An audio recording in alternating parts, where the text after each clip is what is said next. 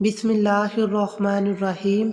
नमाज फ़जर और नमाज ज़ोहर के बाद सिर्फ 313 मरतबा पढ़ लो, शाम से पहले पहले 100 करोड़ मिलेंगे। बिस्मिल्लाहिर्रहमानिर्रहीम। अस्सलामु अलैकुम वरहमतुल्लाहि वबरकातुहू। मोहतरम नाज़रीन कराम, नमाज फ़जर और नमाज ज़ोहर के बाद सिर्फ 313 मरतबा अल्लाह का ये नाम पढ़ लो, फिर इंशाअल्लाह ताला अल्लाह पाक के करमों से रिज़्क बारिश की तरह बरसेगा और अल्लाह ताला माल और दौलत गैबी तरीके से अता करेगा। ये वजीफ़ा करने के बाद इसका असर आप उसी दिन ही देख लेना। मोहतरम नाज़रीन कराम, ये तो सभी जानते हैं कि रिज़्क की तंगी के लिए हर बंदा परेशान है और यही चाहता है कि मेरी भी रोज़ी कुशादा हो जाए, मेरा भी काम अच्छा चल पड़े और मेरे घर से तमाम दुख तकलीफ़ और परेशानियाँ ख़त्म हो जाएँ और अल्लाह ताला के फजलो करम से हमारी रोज़ी भी खैर व बरकत वाली और कुशादा हो जाए और रोज़ी के मामले में मेरे घर में जो भी बेबरकती और परेशानियाँ वो ख़त्म हो जाएँ। आजकल के दौर में तो हर बंदे की यही ख्वाहिश होती है और वो यही चाहता है कि जल्द अज जल्द मेरे पास भी माल दौलत आ जाए, मैं भी खुशहाल हो जाऊं, ताकि मेरी ज़िंदगी भी आराम से गुजरे। क्योंकि जब इस मामले में से कोई परेशानी या कोई दुख तकलीफ़ नहीं होगी या किसी किस्म की कोई भी टेंशन नहीं होगी, तो वो घर के अखराजात से बिल्कुल आज़ाद हो जाएगा और फिर आराम से बाकी सारे मामलात कर लेगा। लेकिन अगर उसे यही टेंशन सवार रहेगी या यही परेशानी उसके ऊपर हावी रहेगी कि घर के अखराजात कहाँ से पूरे होंगे, तो फिर वो अल्लाह की इबादत भी सही तरीके से नहीं कर सकता और ना ही बाकी दुनियावी मामलात को ठीक तरीके से निभा सकता है, क्योंकि उसे सुकून ही नहीं होगा। दिन रात यही बेचैनी होगी, बेसुकूनी, परेशानी और इज़्तिराब की कैफियत तारी रहेगी। तो इस हालत में वो कोई भी काम सही तरीके से नहीं कर पाएगा। तो ये हर बंदे की ज़रूरत है और हर बंदा यही दुआ मांगता है कि या अल्लाह मेरी रोज़ी को कुशादा कर दे, मुझे बेहिसाब रिज़्क और माल दौलत दे, मुझे रिज़्क की परेशानी से आज़ाद फरमा, मेरी रोज़ी बग़ैर परेशानियों के मुझे मिल जाए और ये सब तेरी रहमत से मुझे मिल जाए। अल्लाह ताला से मांगी गई हर दुआ तो अपनी जगह पर बड़ी अहम है। खुलूस नियत और सच्चे दिल से मांगी गई दुआओं और हाजात को अल्लाह ताला पूरा भी करते हैं, लेकिन उसके साथ साथ अल्लाह ने कुछ तरीके भी बता दिए हैं और फिर कुछ तरीके अकायद दो जहाँ ताजदार मदीना सरवर कुनैन महबूब खुदा हज़रत मोहम्मद मुस्तफ़ा सल्लल्लाहु अलैहि वसल्लम ने भी बताए हैं और अल्लाह से मांगने का एक असूल भी बता दिया कि इन तरीक़ों से और इन असूलों से अगर अल्लाह से कुछ भी मांगा जाए तो फिर किसी भी शक व शुबे वाली बात नहीं है, बल्कि वो मामला पूरा हो जाएगा। वो आपकी दुआ या दरख्वास्त अल्लाह की बारगाह में रद्द होने का इम्कान ही नहीं रहता। तो ख़ास तौर पर रोज़ी के लिए जो बताया गया है, इसलिए आज हम आपको एक ऐसा वजीफ़ा बताएंगे कि जिसको पढ़ने से इंशाअल्लाह अल्लाह पाक के फजलो करम से इंसान को बेशुमार फ़ायदे पहुँचते हैं और इंसान के ऊपर अल्लाह ताला की नवाज़ें होती हैं। हर नमाज के बाद ये 313 मरतबा पढ़ें। तस्बीह में 100 दाने होते हैं, यानी ये वजीफ़ा आपने 313 मरतबा पढ़ना है।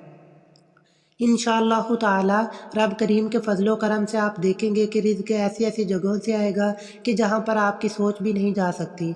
फिर उसके बाद इंशाअल्लाह ताला जो कुछ भी आपकी सोच या दिलो दिमाग में आएगा, अल्लाह करम के फजलो करम से वही होगा और सब कुछ आपकी मर्ज़ी से होगा, यानी आपकी मर्ज़ी के मुताबिक होगा। वो कौन सी तस्बीह है जो नमाज फ़जर और नमाज ज़ोहर के बाद पढ़नी है? निहायत ही आसान सी तस्बीह है।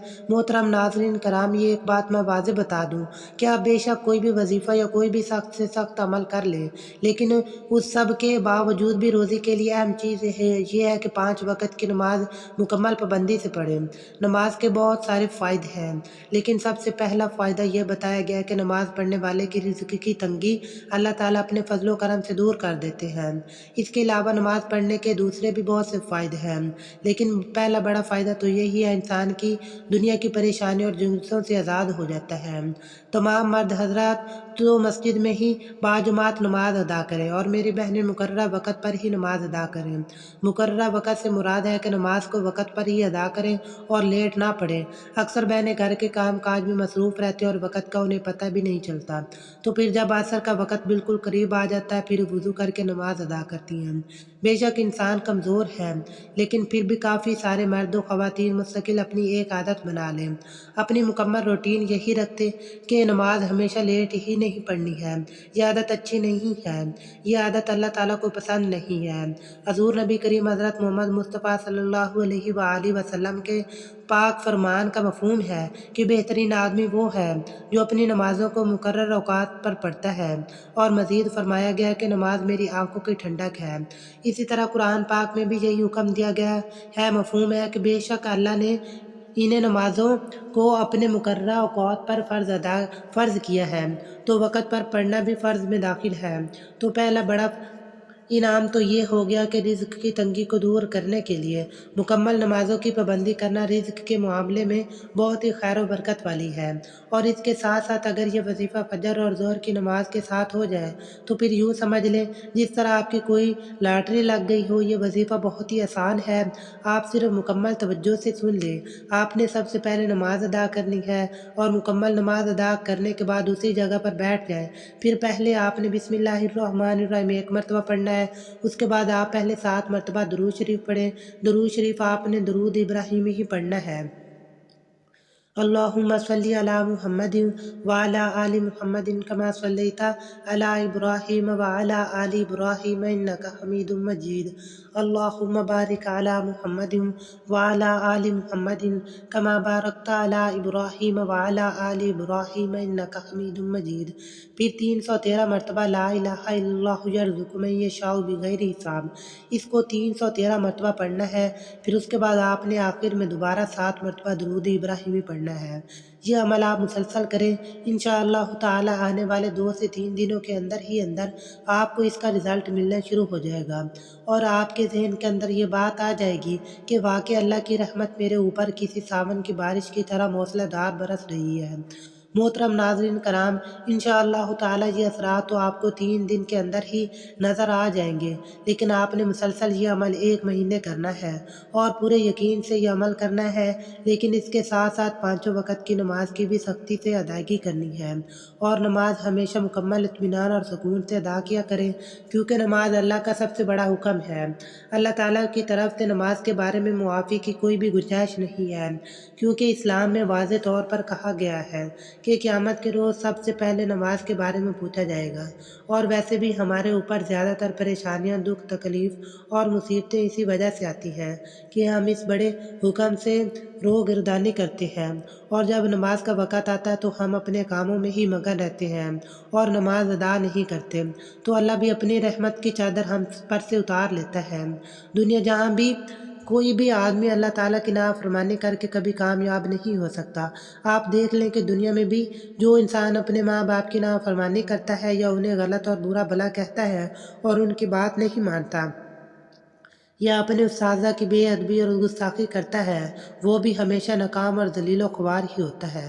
پھر خود ہی سوچو کہ اللہ تعالیٰ جو رب العالمین، احکم الحاکمین، تمام جہانوں کا بادشاہ ہے، تو جو بادشاہوں کے بادشاہ کی نافرمانی کرے گا پھر وہ کبھی سکون حاصل نہیں کر سکتا۔ اس لیے میری تمام بہنوں اور بھائیوں سے یہ درخواست ہے کہ وہ نمازوں کی پابندی کریں، پھر انشاءاللہ آپ جو بھی وظیفہ کریں گے تو آپ خود اس کے فوائد ہی نظر آئیں گے۔